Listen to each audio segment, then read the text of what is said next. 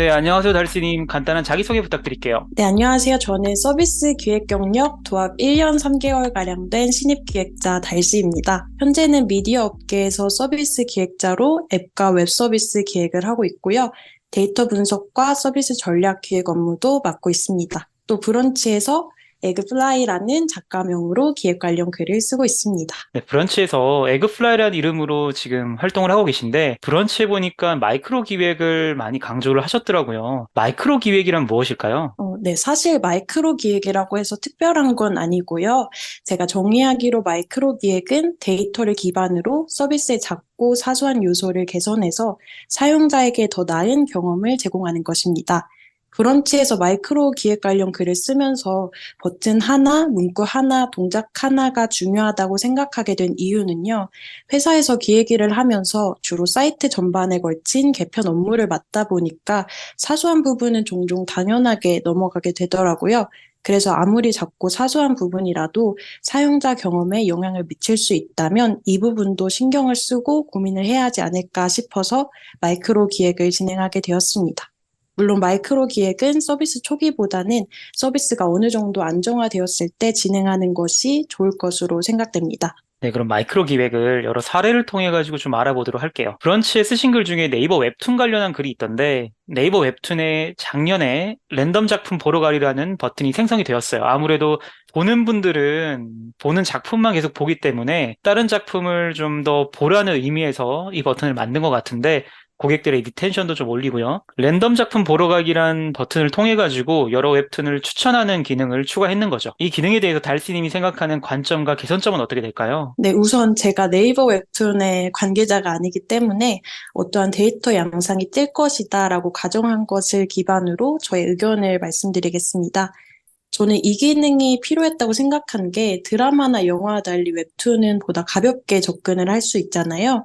그래서 랜덤한 작품을 사용자에게 추천해줘도 크게 부담스럽지 않으면서 보다 다양한 장르를 경험할 수 있게 해주고 또 사용자에게 약간의 오락적인 요소를 제공할 수 있는 재밌는 기능이라고 생각합니다. 그런데 이런 기대를 가지고 랜덤 추천 기능을 이용하는 사용자는 많겠지만 추천받은 웹툰의 이탈률은 여전히 높을 것 같더라고요. 지금까지 보지 않은 또 보지 못한 웹툰은 여전히 첫 타보기란의 진입 장벽이 높을 수밖에 없기 때문입니다. 그래서 제가 이 기능을 이용해보고 어떤 데이터 양상이 있을지에 대한 가정을 해보았는데요. 랜덤 추천 버튼의 클릭률이 높으나 이탈률 또한 높다. 그리고 개별 콘텐츠 기준으로 첫화 이용 기록이 있는 이용자의 이탈률이 이용 기록이 없는 이용자의 이탈률보다 낮다. 이 가정을 기반으로 랜덤 추천으로 첫화를 보도록 유도한다면 이탈률이 줄어들 것이다. 라는 가설을 세웠습니다. 제가 생각한 개선점은 처음부터 웹툰에 대해 선입견을 가질 수 없도록 어떤 힌트도 없이 첫화를 바로 보여주는 것입니다.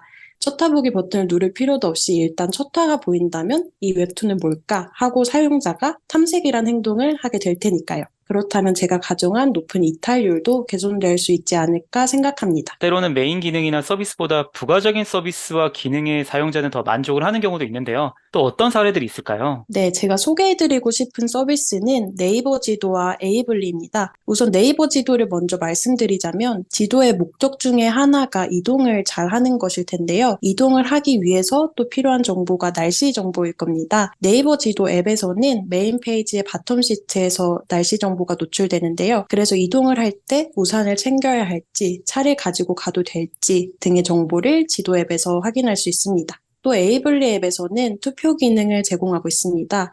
이커머스 플랫폼에서는 결국 좋은 상품이 사용자에게 좋은 경험을 제공해 줄 수 있을 텐데요. 그래서 옷을 살지 말지 고민하는 사용자들을 위해 보다 합리적인 선택을 할 수 있도록 앱 내에서 투표 기능을 제공하여서 사용자에게 발생할 수 있는 불편한 경험을 최소화하고 있습니다. 개인적으로 제가 신기했던 게 방금 소개해드렸던 두 기능에 대해 개선했으면 하는 부분을 브런치에 작성하였는데요. 브런치에 등록하고 며칠 후에 네이버 지도와 에이블리 앱을 이용했는데 해당 기능이 개선되어 있더라고요. 그래서 우연의 일치인지는 모르겠지만 내부적으로도 개선 사항으로 보고 있었던 것 같습니다. 네, 지금까지는 앱 서비스에 대해 설명을 주셨는데 앱 서비스가 아닌 지하철에 관련한 기획글도 작성을 하셨어요. 이 네. 지하철에 관련한 기획글에 대해서도 좀 설명을 해주실까요? 제가 출퇴근할 때 지하철을 자주 이용하니까 지하철에서도 개선해야 할 부분이 종종 보이더라고요. 그래서 지하철이 하나의 앱 서비스라고 생각하고 또 이용하는 승객들을 유저라고 생각하니까 앱을 기획하는 것과 비슷하게 접근할 수 있었습니다. 제가 기획한 내용을 간략하게 말씀드리자면 출퇴근 지하철에서 기관사님이 직접 안내 방송하는 경우가 종종 있잖아요. 이때 안내 방송이 별도의 알림 없이 바로 송출됩니다. 그러다 보니까 이어폰을 꽂고 있는 사람이나 졸고 있는 사람은 이 안내 방송을 놓칠 수밖에 없는 거죠. 그래서 안내 방송이 나오기 전에 알림음이 먼저 나오게 된다면 사용자가 안내 방송을 들을 수 있는 최소한의 준비를 할 수 있고 안내에 더 집중할 수 있을 겁니다.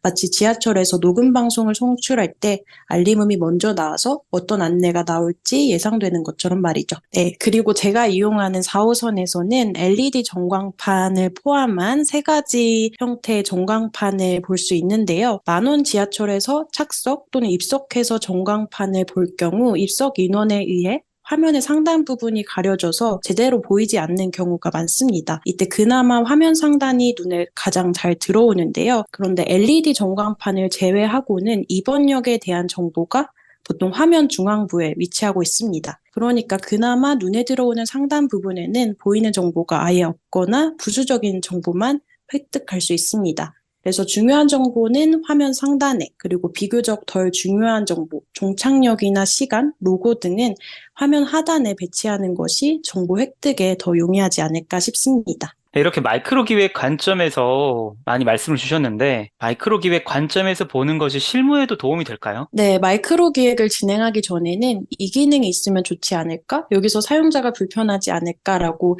사용자 입장에서 생각을 하고 접근을 했다면 지금은 데이터를 기반으로 접근을 해서 어떤 부분이 개선되어야 하는지 인사이트를 도출하는 과정에 있어서 보다 설득력이 생긴 것 같습니다. 최근에도 데이터 기반으로 실무를 진행했던 경험이 있는데요. 로그인 상태에서 이용 가능한 A라는 기능에 로그아웃 상태의 클릭 수와 사용자 수가 로그아웃 상태에서 이용 가능한 다른 기능과 유사하게 나타난 데이터를 확인하였습니다. 그런데 정작 A 기능의 세부 페이지에서는 적은 페이지 뷰수와 높은 이탈률, 그리고 적은 세션 시간의 이용 양상을 보였습니다. 그래서 해당 페이지로 더 용이한 접근이 가능하도록 또 페이지 내의 기능을 고도화하여서 더 적극적인 회원 인입이 가능하도록 데이터를 기반으로 개선 사항을 제안하였습니다. 지금 달스님께서 이제 마이크로 기획 관점에 대해서 설명을 해주시고, 그 관점을 좀 더 개선하기 위해서는 데이터도 필요하다라고 말씀을 주신 것 같은데, 신입 기획자로 근무하시면서 데이터 분석 준전문가 자격증을 준비하셨어요. 데이터 분석 준전문가 자격증이 본인의 스펙이나 기획 실무에도 도움이 될까요? 네, 저도 아직 신입이고 자격증을 취득한 지 3개월가량 되어서 도움이 되는지는 조금 더 지켜봐야 될 것 같긴 한데요. 그걸 감안하고 말씀드리자면 우선 제가 지금 실무에서 구글 애널리틱스로 데이터 분석을 진행하고 있습니다. 물론 아직 깊이 있게 분석하는 수준은 아닌데요. 솔직하게 말씀드리면 데이터를 분석하고 해석하는 것 자체에는 이론 위주의 자격증 시험과는 약간의 괴리감이 있더라고요.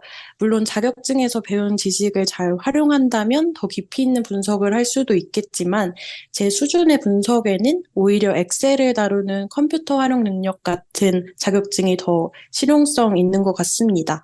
그럼에도 불구하고 자격증을 취득하면 데이터에 어떤 식으로 접근해야 하는지 또 데이터를 회사에서 어떻게 활용할 수 있을지와 같이 좀 거시적인 관점에서는 도움이 많이 되는 것 같습니다. 그리고 같이 취득했던 SQLD의 경우에는 실무에서 SQL을 사용하는 회사가 많이 있는 것 같더라고요. 그래서 관심 있는 회사가 SQL을 다룬다면 취득했을 때 도움이 될 수 있을 것 같습니다. 지금 신입 기획자로서 기획에 대한 공부도 꾸준히 하시는 걸로 알고 있는데, 기획 공부를 위해 참고할 수 있는 사이트들은 어떤 것들이 있을까요? 네, 사실 요즘에는 도움을 받을 수 있는 좋은 사이트들이 워낙 많이 나와서 다 말씀드리기보다는 제가 자주 애용하는 사이트를 소개해 드리려 합니다. 우선 기획일을 하는 한 계속 이용할 것 같은 사이트는 요즘 IT, 서핏, 또 오픈에즈인데요.